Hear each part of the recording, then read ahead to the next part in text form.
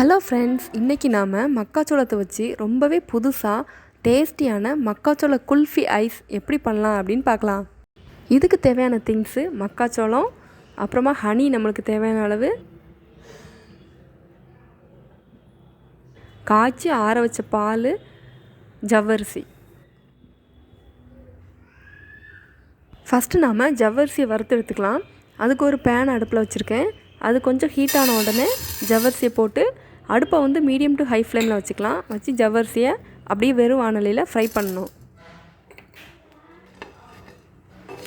இந்த மாதிரி எல்லா ஜவ்வரிசியும் பொரிய ஆரம்பித்ததுக்கப்புறம் நம்ம ஃப்ளேம் ஆஃப் பண்ணிடலாம். இப்போ போட்ட எல்லா ஜவ்வரிசியும் நல்லா பொரிஞ்சிருச்சு. இந்த மாதிரி இருக்கணும். இதை ஒரு பிளேட்டில் கொட்டி நல்லா ஆற வச்சுக்கலாம். இந்த ஜவ்வரிசியை நம்ம சாப்பிட்ற சாப்பாட்டில் எப்போவுமே எடுத்துக்கிறது ரொம்ப நல்லது.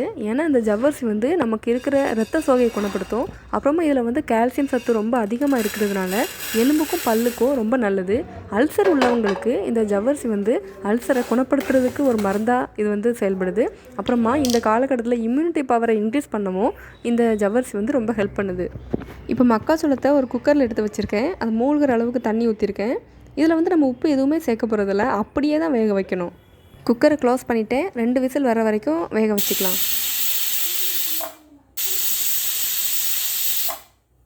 2 விசில் வந்துருச்சு. ப்ரெஷரும் ரிலீஸ் ஆயிடுச்சு. இப்போ ஓப்பன் பண்ணி பார்க்கலாம். மக்காச்சோளம் நல்லா வெந்திருக்கு. மக்காச்சோளத்தை வெளியில் எடுத்து வச்சு நல்லா ஆற வச்சுருங்க. நல்லா ஆறினதுக்கப்புறம் இந்த மாதிரி உதுத்து ஒரு பிளேட்டில் எடுத்து வச்சுக்கோங்க. இந்த மக்காச்சோளம் அனிமியாவையும் குணப்படுத்தும். அப்புறமா இந்த பால் ஆட் பண்ண மக்காச்சோள பேஸ்ட்டை ஃபேஸில் அப்ளை பண்ணோம் அப்படின்னா பிம்பிள்ஸ்லாம் சீக்கிரமாகவே சரியாயிரும். அப்புறமா முகத்தில் எண்ணெய் பிசுப்பு சில பேருக்கு அதிகமாக இருக்கும், அதுவும் நல்லா சரியாயிரும். இப்போ இதை ஒரு மிக்ஸி ஜாருக்கு மாற்றி நல்லா பேஸ்ட்டை அரைச்சி எடுத்துகிட்டு வருவோம். இந்த மாதிரி பேஸ்ட்டை அரைச்சி எடுத்துக்கணும். அதுக்கப்புறம் இதில் காய்ச்சி ஆற வச்ச பாலை இது மூழ்கிற அளவுக்கு ஊற்றி நல்லா ஃபைன் பேஸ்ட்டாக எல்லாத்தையும் சேர்த்து அரைச்சி எடுத்துகிட்டு வரணும். இப்போ அரைச்சி எடுத்துகிட்டு வந்துட்டேன். இந்த அளவுக்கு அரைச்சா போதும்.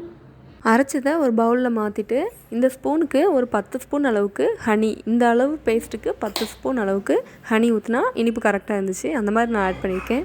இப்போ இந்த ஹனி எல்லா பக்கமும் நல்லா போகிற மாதிரி நல்லா மிக்ஸ் பண்ணி விட்டுருவோம்.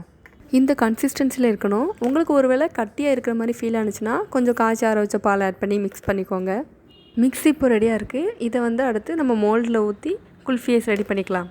உங்கள்கிட்ட ஐஸ் மோல்டு இருந்தால் அதை யூஸ் பண்ணிக்கோங்க. அது இல்லாதவங்க நான் பண்ணுற மெத்தட்லேயே ஃபாலோ பண்ணிக்கோங்க. இதில் இன்னும் நீங்கள் விருப்பப்பட்டிங்கன்னா முந்திரி, பாதாம், பிஸ்தா இல்லைன்னா நிலக்கடலை கூட சின்னதாக கட் பண்ணி இது கூட ஆட் பண்ணிக்கலாம். ஐஸ் மோல்டு இருந்தால் தான் இதெல்லாம் பண்ண முடியும்னு இல்லை. நம்ம வீட்டில் இருக்கிற டம்ளரை வச்சு நம்ம சிம்பிளாக வீட்டில் பண்ணிக்கலாம். நான் இதுக்காக 2 டம்ளர் எடுத்து வச்சுருக்கிறேன். அப்புறமா டிரான்ஸ்பரண்ட் ஷீட்டு, ஐஸ் குச்சி, அதை பைண்ட் பண்ணுறதுக்கு ரப்பர், அப்புறம் நம்ம வறுத்து வச்சுருந்த ஜவ்வரிசி இதெல்லாம் எடுத்து வச்சுருக்கேன். நம்மளோட மிக்ஸும் ரெடியாக இருக்குது. இப்போது எப்படி நம்ம ஆட் பண்ணலாம் அப்படின்னு பார்க்கலாம். ஃபஸ்ட்டு டம்ளரில் 1 ஸ்பூன் அளவு ஜவ்வரிசி ஆட் பண்ணிக்கலாம்.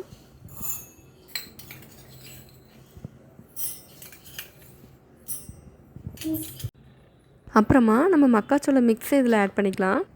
இந்த மக்காச்சோளத்தில் நிறைய பெனிஃபிட் இருக்குது. இதில் நார்ச்சத்து ரொம்ப அதிகமாக இருக்குது. அதனால் மலச்சிக்கல் இருக்கிறவங்க இதை சாப்பிட்டா நல்ல ரிசல்ட் கிடைக்கும். நான் 2 கிளாஸ்லேயும் ஃபில் பண்ணி வச்சுருக்கேன். டிரான்ஸ்பரண்ட் ஷீட்டில் நடுவில் குச்சி போகிற அளவுக்கு ஒரு சின்ன ஓட்டை போட்டுக்கோங்க. இதை எடுத்து டம்ளருக்கு மேலே வச்சு இந்த மாதிரி ரப்பரை வச்சு பைண்ட் பண்ணிக்கணும். இந்த மாதிரி 2 ரெடி பண்ணிக்கோங்க. சிலர்லாம் ரொம்ப ஒல்லியாக இருப்பாங்க. அவங்களோட நார்மல் வெயிட்டை விட கம்மியாகவே இருப்பாங்க. அவங்க ஒரு நார்மல் வெயிட்டுக்கு வரணுன்னா அந்த மக்காச்சோளத்தை அவங்க சாப்பாடில் எடுத்துக்கலாம். ஏன்னா இதில் நிறைய கலரிஸ் இருக்குது. குச்சியை இப்படி மேலே சொருகி வச்சிட்டோன்னா ஃப்ரீசரில் வைக்கிறதுக்கு ரெடி. இப்போ இது ரெடியாக இருக்குது. ஃப்ரிட்ஜில் வச்சு நாம் ஃப்ரீஸ் பண்ணிடலாம். ஃப்ரீஸ் பண்ணும்போது எப்போவுமே நீங்கள் வச்சுருக்கிறத விட கொஞ்சம் அந்த லெவலை இன்க்ரீஸ் பண்ணி வைங்க. இப்போது எக்ஸாம்பிளுக்கு நீங்கள் எப்போவுமே நார்மலாக 2ல் வச்சுருந்தீங்கன்னா இப்போ 4ல் வைங்க. அந்த மாதிரி இன்க்ரீஸ் பண்ணி ஃப்ரீஸ் பண்ணிக்கோங்க. இதை ஃப்ரீசரில் ஒரு 8 மணி நேரம் வச்சு எடுத்துடுறேன். 8 மணி நேரம் வைக்கணும், அப்போ தான் நல்லா செட் ஆகி வரும். இப்போ 8 மணி நேரம் ஆயிடுச்சு. வெளியில் எடுத்து வச்சுருக்கிறேன். எப்போ ஓப்பன் பண்ணி சாப்பிட்லாம் அந்த மாதிரி இருக்குது. ஓப்பன் பண்ணி காட்டுறேன். ஃபஸ்ட்டு இந்த டிரான்ஸ்பரண்ட் ஷீட்டை நம்ம மெதுவாக வெளியில் எடுத்துடணும். எடுத்ததுக்கப்புறம் இந்த மாதிரி கைக்குள்ளே வச்சு நல்லா தேய்க்கணும். தேய்க்கும் போது உள்ளே இருக்கிற அந்த குல்ஃபி ஐஸ் தனியாக வெளியில் வந்துடும். அப்படி வந்ததுக்கப்புறம் நம்ம மெதுவாக ரொட்டேட் பண்ணி எடுத்துக்கலாம். இந்த குல்ஃபி ஐஸ் ரொம்பவே புதுவிதமானது.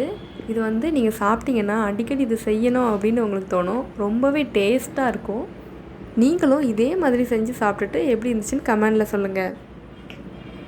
நம்ம டெய்லி நோட்ஸில் இதே மாதிரி புது ரெசிபிஸ் அடுத்தடுத்து வரப்போகுது. இதெல்லாம் நீங்கள் மிஸ் பண்ணாமல் பார்க்கணுன்னா நம்ம சேனலை சப்ஸ்கிரைப் பண்ணிக்கோங்க. உங்கள் மொபைலுக்கு நோட்டிஃபிகேஷனாக வரணுன்னா பெல்லை கிளிக் பண்ணிக்கோங்க. தேங்க்ஸ் ஃபார் வாட்சிங்.